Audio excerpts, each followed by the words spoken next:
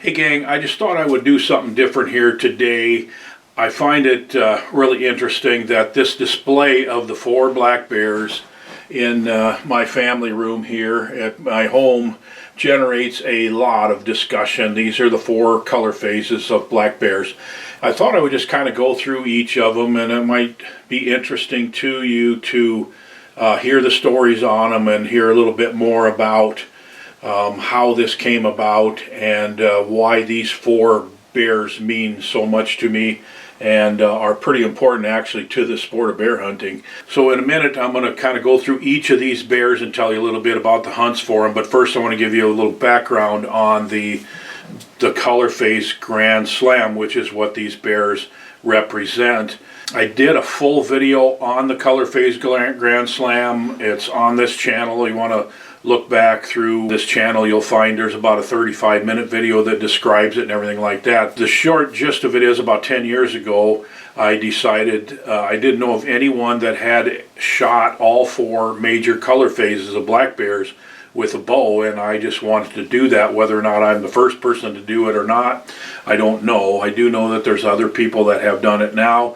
Multiple people have done it with a firearm. So anyway, the 4 major color phases are cinnamon, which is a kind of a red tint, and you got the chocolate, you got the black, which all of the bears in the eastern half of the United States are black, and then you got the blonde ones, which are the least common, the most difficult to get. Let's just go through each of these bears, and they're all killed with a bow, and I'm just going to tell you about each of these and why these 4 are in this display. So first of all, this black bear right here, it's not a particularly big bear, it's a 180-pound bear. I shot it over one of my baits in Minnesota, but the reason that it's in this display is it's the first bear I ever mounted. It's one of the first bears that I shot in Minnesota on a do-it-yourself public land hunt where I just did my own baiting and everything like that, and it was just a really cool success story. And it was quite a few years ago. I think it's going on 20 years ago now, so the picture of me that you can see, I look quite a bit younger, but this is the first bear I mounted, and I want to say something about these open mouth mounts with the bears in this position, because ever so often I get a comment where somebody says, you know, that doesn't represent the way that bear was shot and everything like that. And I get that. I understand, you know, this bear was actually shot over a bait and so forth. And a lot of people have never seen a bear in that position, so they think that it's a bad way to mount a bear. But honestly, if you bear hunt as much as I have, you will see that. And I have seen that. I've been bluff charged before. I know what that looks like in real life, and I know the shot of adrenaline that comes from it. And hey, it's just a cool mount. I'm not embarrassed that I did it that way. I actually did another one that way. That's just a typical black bear. Now, I've shot a lot of bears. I'm getting close to having shot 40 bears with a bow now. That's just one that was kind of memorable to me because of the early days. So this is the cinnamon bear, which it has a real nice red tint to the fur, and then it's got a kind of a blonde under fur that looks pretty cool. And it was a really interesting story because I decided to go hunt with Lori Thorson at Thunder Mountain Outfitters in central Saskatchewan, and he had pretty good numbers of color phase bears, and I went up there to try to shoot a blonde or a cinnamon. I'd already got a couple of chocolates at that time. But we were looking at trail cameras on this one bait, and there was cinnamon bear on that bait, and so that's where I decided to go. And as I looked at more and more pictures, I thought, I think there might be 2 cinnamon bears, because one of them just looks bigger than the other one. And Lori would say, oh, I think it's just a camera angle or whatever, and I think he didn't want me to pass up a bear. He wanted the publicity in Bear Hunting Magazine of me shooting a cinnamon bear and a YouTube channel and everything like that. So I kind of think he just wanted me to shoot a cinnamon bear of any size, which is what I ended up doing, because this bear, he worked its way in and out and in and out and just would not commit to the bait to get within range over the course of probably an hour and a half or so. And then finally it came in, and when it walked through the sunlight, I just saw the beautiful red on its fur, and I'm like, I don't care if there's a bigger one here or not, I got to shoot this one. And it finally committed to the barrel, and I put a great shot on it, and it fell within 50 yards. And so I went over there, and I was standing there getting ready to take pictures of this bear, and I looked up, and here is a bigger cinnamon bear approaching the bait. So there actually was 2 cinnamon bears on there, and neither one of us knew it for sure. It's okay. I'm happy with this bear. It's a really beautiful specimen. It's not a very big bear, 120, 130 pounds probably. I'm happy with it, and I like the way the mount turned out too. Now this chocolate bear here was a very large bear. You can tell by the size of his pads, and he's I think the 3rd or 4th chocolate bear that I shot, but I went ahead and had him mounted just because he was a big one as adult male. At that time I had just decided I wanted to have a collection of 4 half mounts of all 4 of the color face bears, and so that's the one that I just happened to shoot the most recently and had the pelt in the freezer. So I went ahead and took it to my taxidermist and had him mount it. This was a much bigger bear than what it looks like. You know, it was over a 300-pound bear as a spring bear.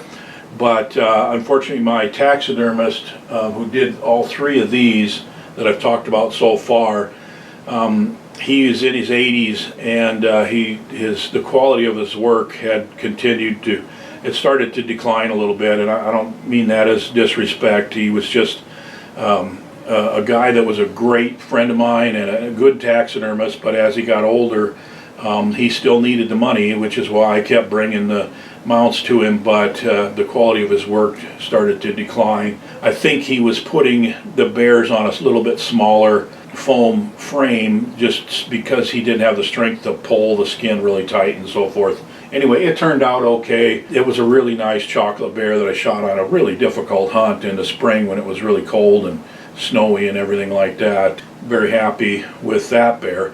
And then the 4th and final bear is the blonde. I'm sure you can imagine with my growing YouTube channel at the time, and my columns in Bear Hunting Magazine for many, many years, and writing about the quest of this Grand Slam, the publicity became really, really great, and ended up talking to Mark Belchamber of Big Spruce Outfitting at a couple of sports shows, and he was lobbying me pretty hard to come up to his hunting camp way in northern Saskatchewan. It's about halfway between Lake Athabasca and Wollaston Lake, and it's way up there, and it's quite a fiasco to get there with different planes and four-wheelers and boats and everything like that. It's like planes, trains, and automobiles just to get there, but it turned out to be just a phenomenal place to hunt, and it's kind of on the upper end of the cost of a bear hunt. But he basically said, I can get you a blonde bear, and I'd been trying really hard to get a blonde bear. Well, he was right. He got me a blonde bear in the first few hours of the hunt. That video's on this channel, and it's just incredible the way this happened, in that I was not ready to hunt, but we checked the bait and found the picture of blonde bear on the bait, this blonde bear. It was there just a few minutes ago, and he was actually still right there, and as soon as I decided to go ahead and hunt and get set up, he was on the bait, heading right towards me. And so you'll have to watch it. You gotta find that video of the Grand Slam and of the blonde color phase bear. It's definitely worth searching out on this Bow Hunting Road channel and finding it. So I completed the Grand Slam with this bear in 2018, and I was contacted by Nick Genero, who said, I'd like to take that bear to some taxidermy competitions, and I'll give you a pretty good discount on the mounting of it if you will let me take the bear to some taxidermy competitions. And so I agreed to that, and I'm super glad I did, because he did just a terrific job on it.